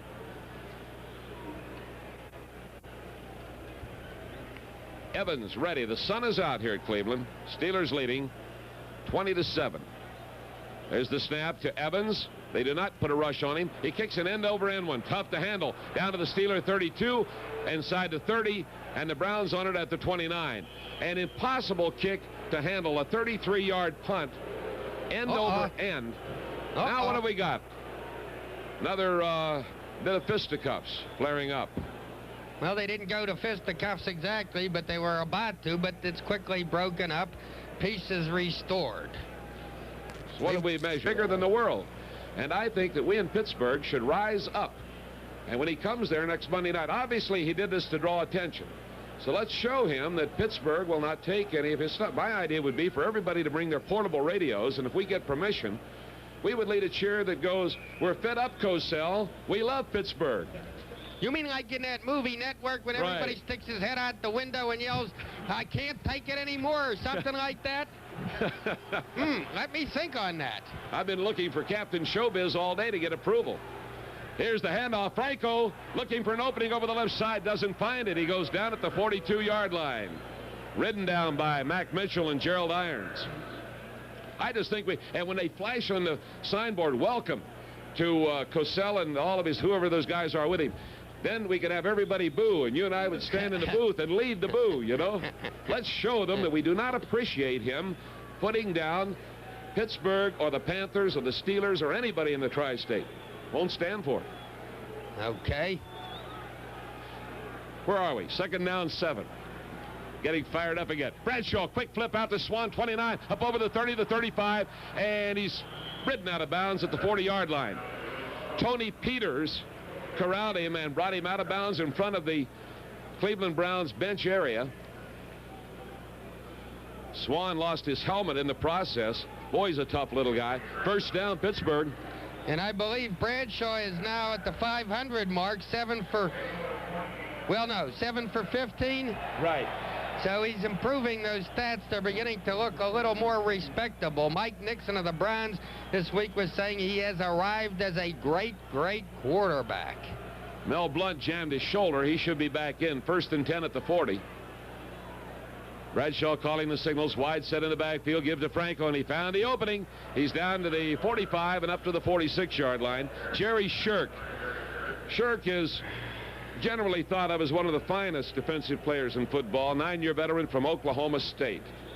And he is a contemporary of John Kolb, who's in his 10th year from Oklahoma State. And Franco's knee appears to be okay because Dick Ambrose met him, but Franco banged right off Ambrose to pick up a few more yards for a gain of close to 6. Swan has now caught 34 passes on the year. Hand off to Franco, looks for the opening and then finds it, and they close in on him. He'll get a yard or so. Charlie Hall and Dick Ambrose played it very well. You notice there's a change in the offensive system, and they're not using the fake sweep and the cutback of last week. See, so they changed things. And for the observer who's not on the inside of that, and none of us are really, you don't know the intricacies of why they do this and that. But it's interesting from week to week to see the variations and changes. Stallworth, Swan, and Bell are wide receivers. One back, Harris. Bradshaw in 3rd and 3 at his own 47. Gives it to Franco on a draw. He's going outside of the left over the 50 and dives down to the Cleveland 45-yard line. Tom Darden covered him, but it appeared that Gerald Irons got a hand on him around the ankle and tripped him up. So it's a 1st down at the Cleveland 45, Pittsburgh leading 20-7. And it was a good play by Gerald Irons, who had to fight off a block. John Kolb was all over him, but he managed to get a piece of Franco as Franco went by. Otherwise, perhaps a very sizable gain. But in any event, the Steelers do have the 1st down at the Cleveland 40. And they're controlling the ball well, Myron. We're down under 4 minutes to go in the 3rd quarter. Slot right formation. They're either faking the blitz or they're getting ready. They are. Nope, they were faking it. And Harris stopped at the line of scrimmage. Tom Darden, 6-year veteran from Michigan. Darden, an articulate young man. We listened to him in an interview this past week, and I thought he handled a lot of things very well when he was asked about the lack of a call on the fumble play and the Cleveland fans and that sort of thing. Been here 6 years. Wideouts both ways for the Steelers. 2nd down, 10. Now they shift Blyer into the slot to the left. And Bradshaw fires out to Stallworth in the left flat. He's over the 45, the 40, the 35, the 30. Got a blocker. Grossman going for him down to the 15. Caught on the sideline and wheeled out of bounds at the 9-yard line. Clarence Scott and Tony Peters. They were looking for a flanker screen, and they hit Stallworth, and Stallworth took off like a deer. They will mark the ball at the 9-yard line where he was pushed out of bounds. A gain of 36 yards, and if Grossman could have applied the block to Tony Peters, why, school would have been out, and Stallworth would have gone all the way, but Grossman could not deliver that block, so the Steelers still have 9 yards to travel for a touchdown. Stall gets his first catch of the afternoon, his 20th of the season. 1st down, 10 at the Browns' 9-yard line. Bradshaw drops back. Throwing into the end zone out to the right for Swan. Intercepted. Nope. Knocked down. Clarence Scott maneuvered in front of Lynn Swan. He read that one all the way.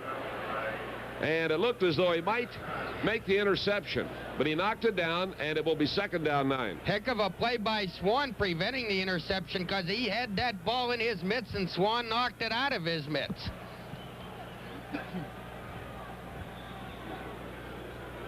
2 minutes and 58 seconds on a stop clock. Municipal Stadium in Cleveland. Myron Cope and Jack Fleming with the Steeler radio crew. And here's Bradshaw to Blyer. Blyer breaks over the middle and drives right down inside the 1-yard line.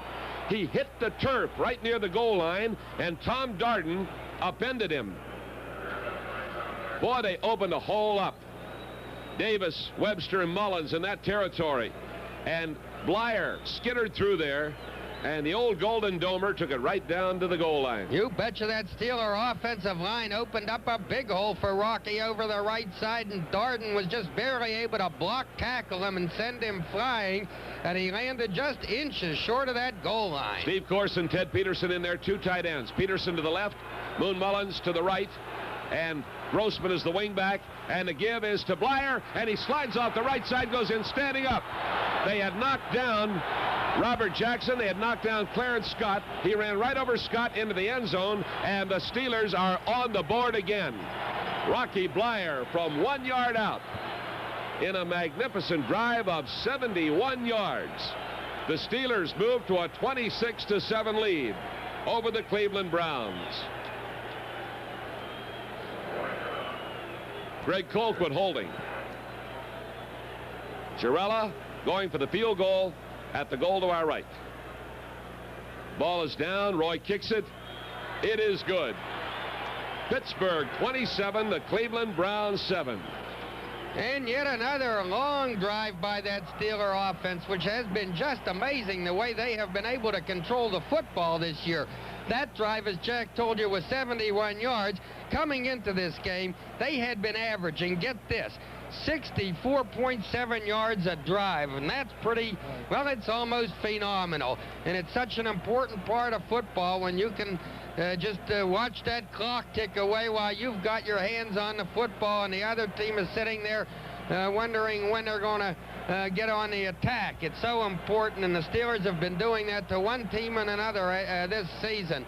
So, okay, it's 27-7, and the Steelers are beginning to look in pretty good shape here. You've got to say that. There are 2 minutes and 12 seconds left in the third quarter, and it'll take a heck of a rally by the Cleve Brownies to get back into this football game. They barely had the football in this third quarter. Tell you what, when I'm out here, though, I don't feel good till the victory's wrapped up and I'm on the turnpike, cruising along over there about Gallipolis or wherever you go to. Warren. Gallipolis? Myron, if we win this one, we're going to go down after the game and have a milkshake together. I'll tell you, it's been an afternoon. Here is Girella. High, wobbly, down into the end zone. Right, coming out. The 5, the 10, the 15. He's ridden down at the 17-yard line. Tony Dungy and Randy Rudershan shoulder to shoulder. We won't argue. It appeared that Rudershan got the strongest contact, but those two youngsters were right there, shoulder to shoulder. You betcha. That's good special teams play, because Rudershan had the outside blocked off, and here came Dungy angling in from the other side, and they hit the guy simultaneously, and they stopped the return at the 11 to make it the 16-yard line. First down, 10 yards to go for the Cleveland Browns at their own 17. Out of the eye, pitch back goes to Calvin Hill, and Hill comes over the left side and then is brought down at the 20-yard line. Calvin Hill carrying the football, brought down by Dennis Winston, aided by Joe Green at the 20.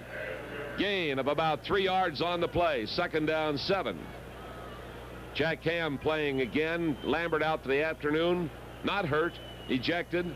He got a little upset. Rejected and dejected. Dennis Winston is playing in his stead and doing a good job. Here's the I formation. Brian Sipe calling the signals for the Cleveland Browns. Gives it to the top of the I to Hill. Finds the opening over the left side. Up to the 25 and is held and brought down at the 30-yard line. Mike Wagner had him to the ankle, holding on for dear life, and Calvin takes it to the 31-yard line. First down, number 12 for Cleveland. Steve Furness into the ball game, replacing John Banaszak at tackle. Bit of a puzzle for Furness being relegated to the second team now that he's back from his injury. Strong right formation. They shift out of the I. Here's the handoff, and they got something going. Advancing the ball up to the 35, and Mike Pruitt is the carrier. Dennis Winston brought him down. They've been waiting for Mike Pruitt to really come into his own. He plays as a backup to Cleo Miller, and the youngster from Purdue. He's just a strong runner. We have not seen Larry Collins this afternoon. The rookie from Texas A&I got his first touchdown last week in the victory over New Orleans. Here's the give to Calvin Hill. Running nicely, puts his head down and bucks up over the 40, and he brings it to the 42-yard line. Dennis Winston gets the tackle. And that should be a first down. It is. So the Browns are running it on the ground, and I like that because that's running out the clock, and we're at the end of the third quarter with a score. Pittsburgh 27, Cleveland 7. I should point out that the Browns are not, if they lose today and fall 3 games back, they will not be counting themselves out at all, because they know very well that there are this year 2 wild card teams in each conference, and they'll figure that they have a very good shot of making the playoffs, even though 3 games behind the Steelers, and that of course is correct. But golly, for the Steelers to have that 3-game lead going into a 3-game homestand, well, what that spells is divisional title and home field advantage in the playoff, and it's mighty important. I was going to say, you know, if we get this victory, it'd be a fine time for a big crowd of people to turn out at the airport tonight and greet the Steelers, but they wouldn't be there. You got to turn out at the Trailways station. They're traveling. They won't be there either. The friendly highways. They won't be there either. They come to Three Rivers, doing there at about between 8 and 8:30. Here's Sipe dropping back. Throwing, got the man coming out of the backfield, and he hits Mike Pruitt, and Pruitt goes down and then gets up and is knocked down at the 47 by Jack Ham and Lauren Taves.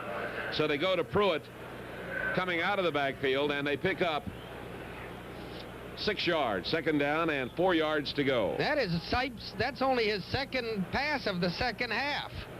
His first one having been intercepted.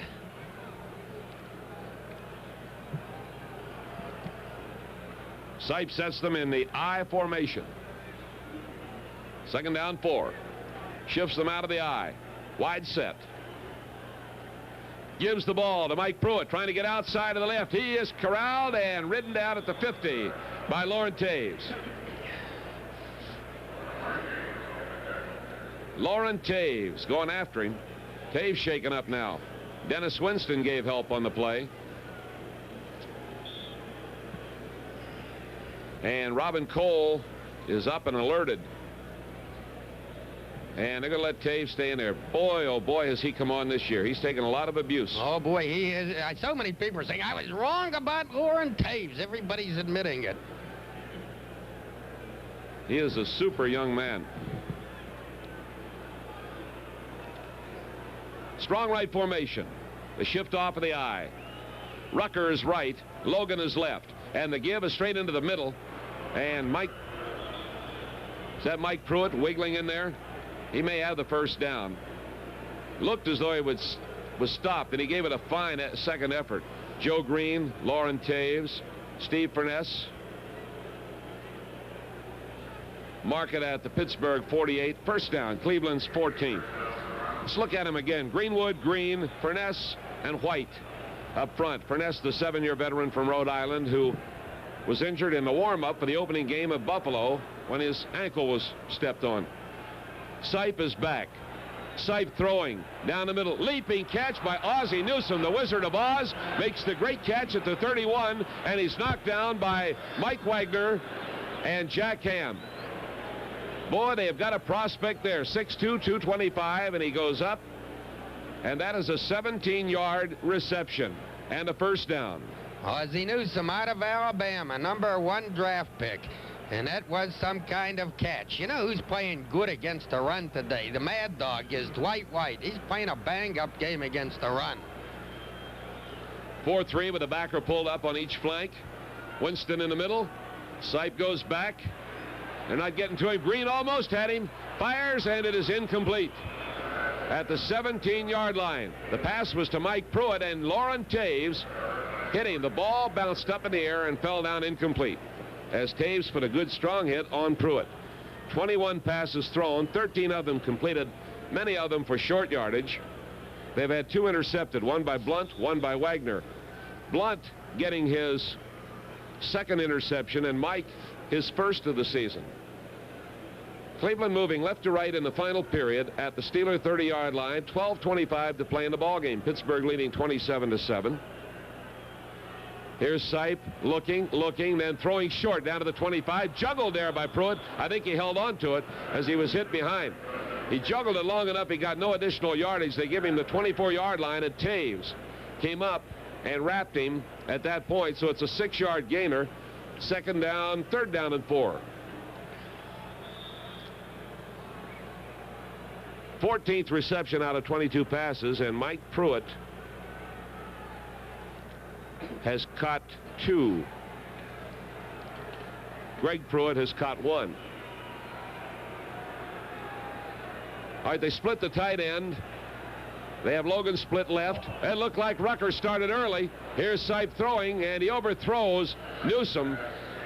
Newsom double covered by Donnie Shell and Mike Wagner going into the end zone, running straight down the middle. And Reggie Rucker jumped the snap. And Sipe himself was starting early, backing away from the snap before he got it. So you knew he was going to throw the football. And, of course, after starting this drive with the ground game, he has now gone almost exclusively to the pass, which is dictated because he doesn't want to eat up that clock. He needs time.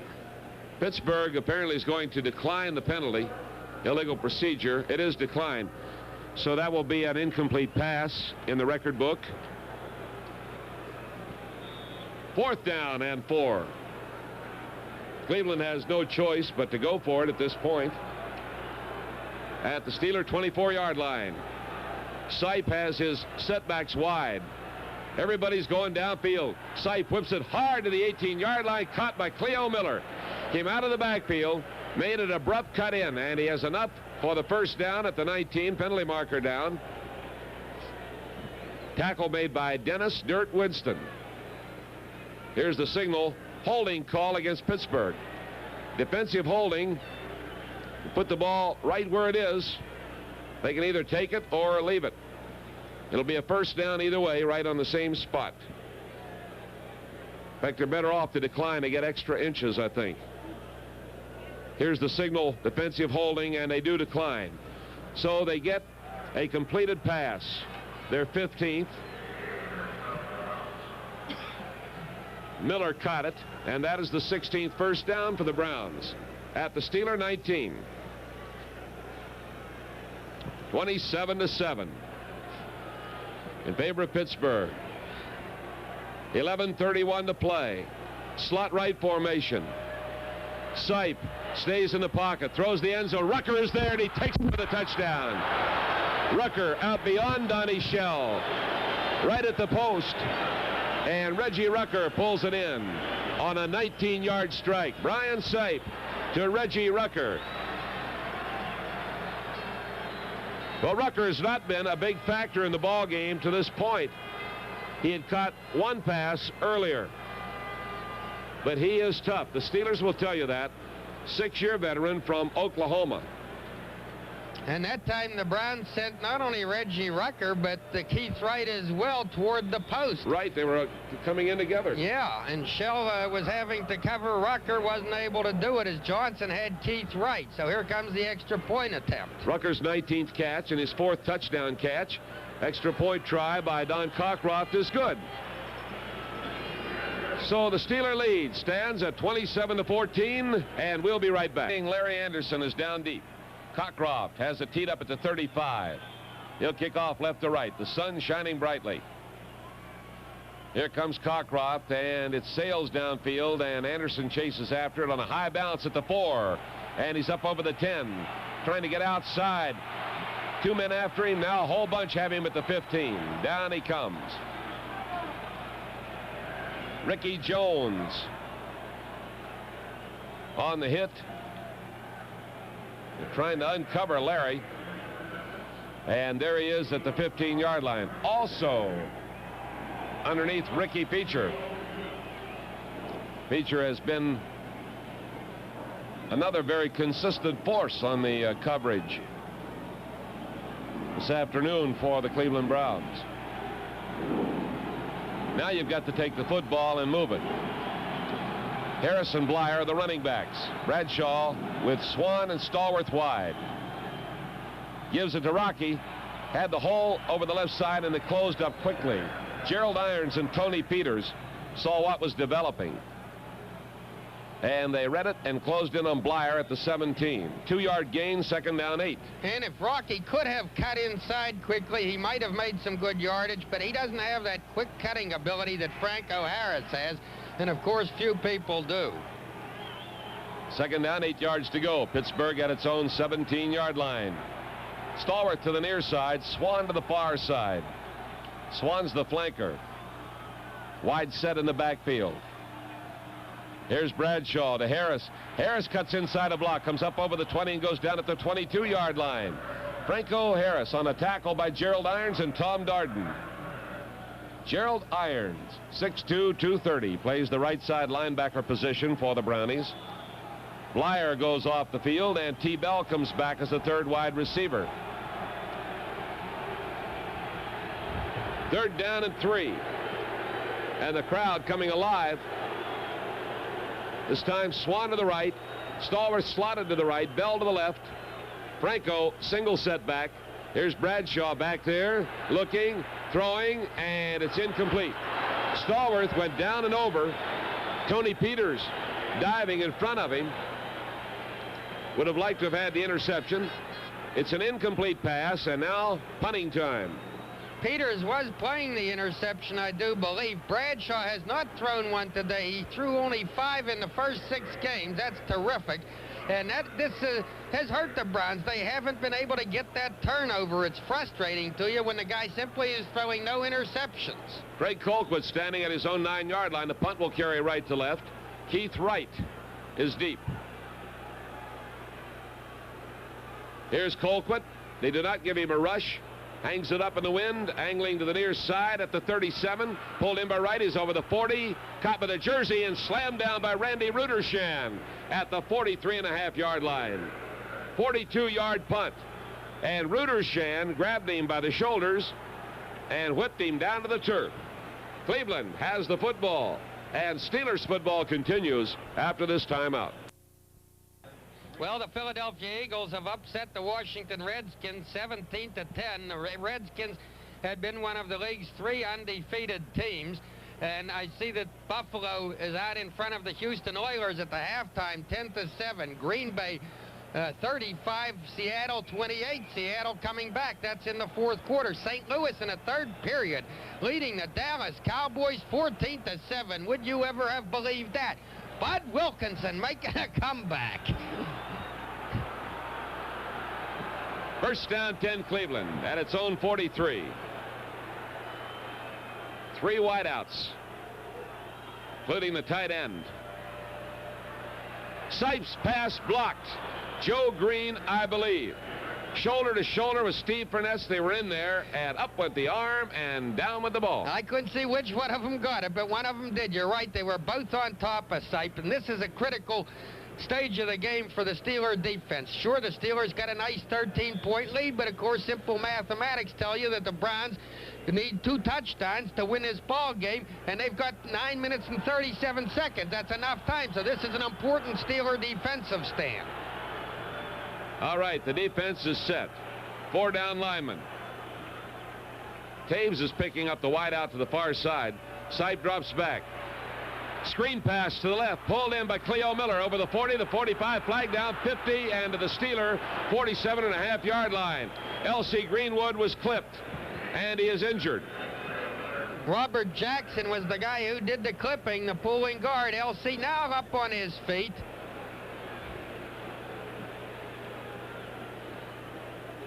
Boy, people gripe and talk and carry on about dirty play and this and that.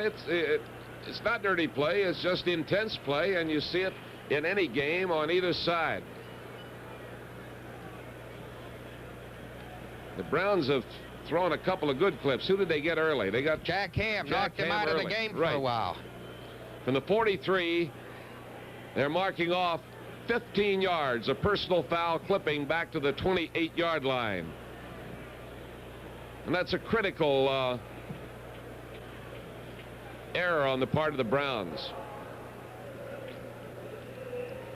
All right, the call against Cleveland, and the Browns now look at 2nd down 25. 9 minutes, 28 seconds remaining, and when we get down to the final minutes, remember the Browns have used up one of their timeouts. They only have 2 left. Furness comes out, and Tony Dungy is in as an extra defensive back. Second down, 25. Sipe from his own 28-yard line wants to throw again. Chased out of the pocket. Running to the right. Now heaves one to the near side and broken up beautifully at the 45-yard line by Donnie Shell. They hit it on the money to Reggie Rucker at the 45, and Shell geared it perfectly as Rucker took the ball. He hit him from the rear and broke it up. You betcha. Nice play by the Torpedo, coming up over the top.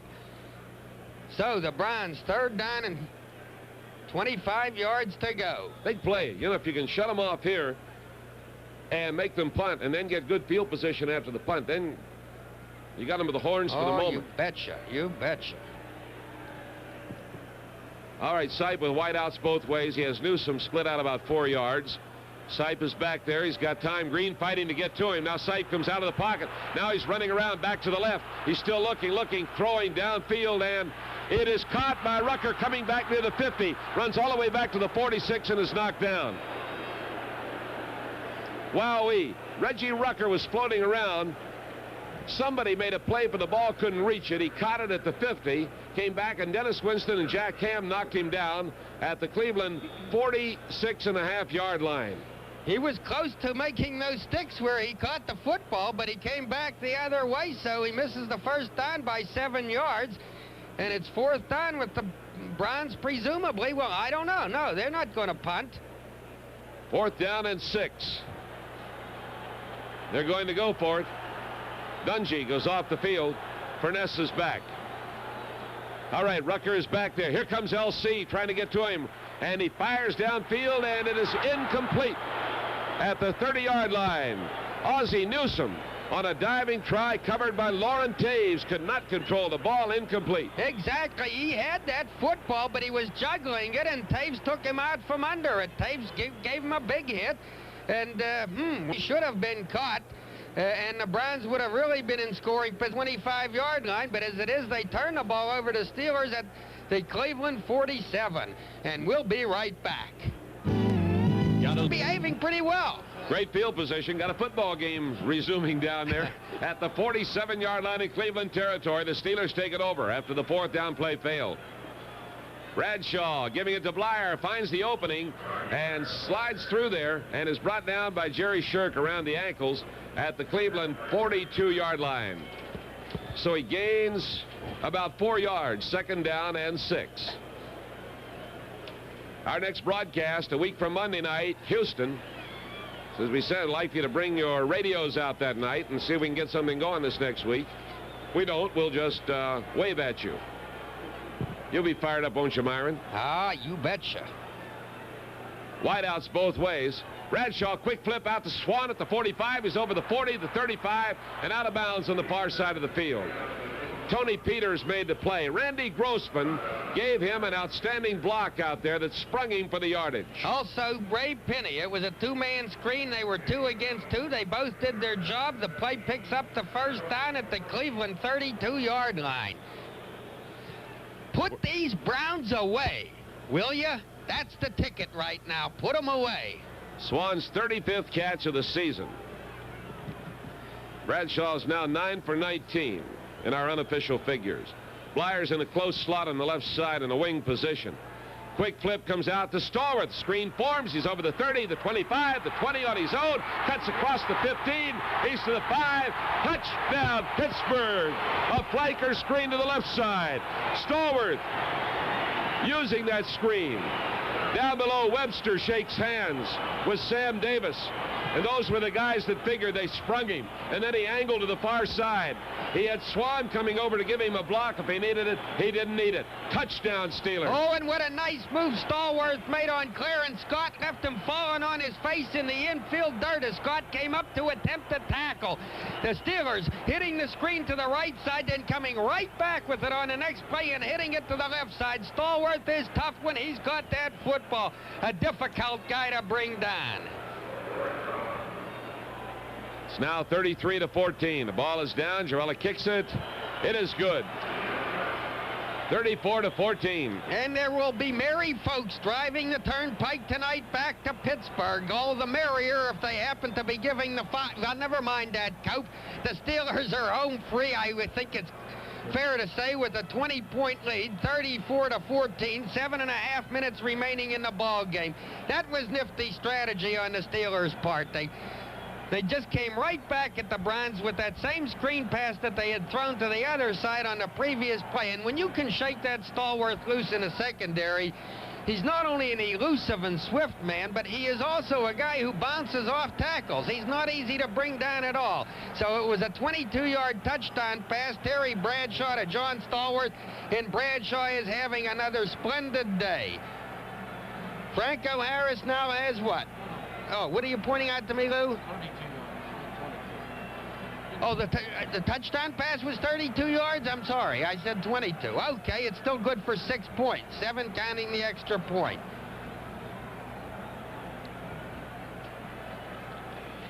How many yards did the Swan play carry on the screen right? That was a 10-yarder. They went right for 10 yards, left Stallworth for 32 yards, and the TD. Roy Girella, who is just kicking perfection. That's all. He is a picture. And of course, earlier in the ball game, Bradshaw had thrown a touchdown pass to Lynn Swan.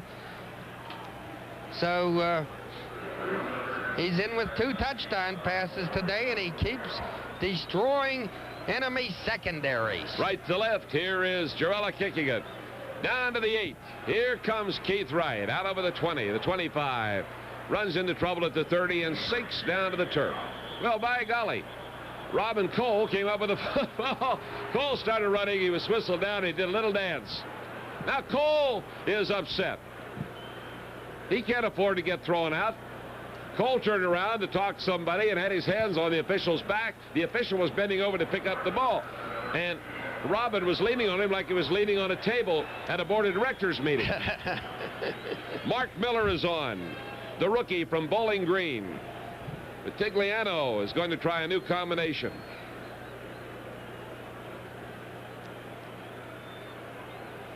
Miller came on for 1 play early. I think he was sacked. He's back there looking, throwing to the open man coming out of the backfield at the 35. That's Mike Pruitt. They give them that little short shot, and Ron Johnson makes the play on Pruitt. If you read between Sam Ritigliano's lines, you have little doubt that Mark Miller is the quarterback of the future here in Cleveland. He talks about the necessity of getting him game action. That's his first pass, according to their stats. Well, he has been in ball games very briefly, but in any event, Ritigliano this past week particularly had been talking of the importance of getting him in there. So he'd been used as a running type quarterback, and that was his first pass throw. And here's a handoff. Fumble on the play. Mike Pruitt coughed it up, diving for the ball, and it goes over to Cleveland. Cleveland maintains it. Jack Ham standing there shaking his hands in despair. So is that a 4th or 5th fumble for the Browns? Stats become meaningless when you start enjoying this ball game. Greenwood is out. Beasley is in. Green is out. Gary Dunn is in. Perness and Banaszak. So Beasley is playing the defensive left end. Young man from Virginia Tech. Gary Dunn, left tackle. Steve Perness, right tackle. John Banaszak, right end.